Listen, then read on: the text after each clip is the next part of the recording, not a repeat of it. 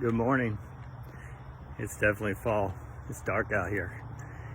All right, Thursday, Warriors, leaky faucet.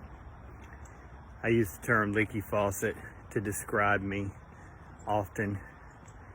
You know, if you have a leaky faucet or a leaky hot water heater, some of you experience that at the top in the attic, or if you have a leaky faucet at the top of a skyscraper, and that thing just keeps leaking constantly, it's going to create this massive damage or breakthrough once it gets heavy enough.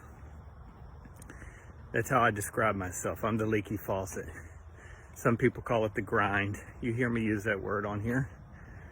I mean, the grind definition is getting up every day and doing the monotonous, repetitive task daily.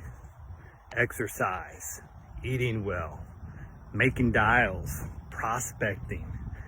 You know, the monotonous, repetitive stuff. That's the leaky faucet. So, Thursday Warriors, are you leaking? Do you have a leaky faucet?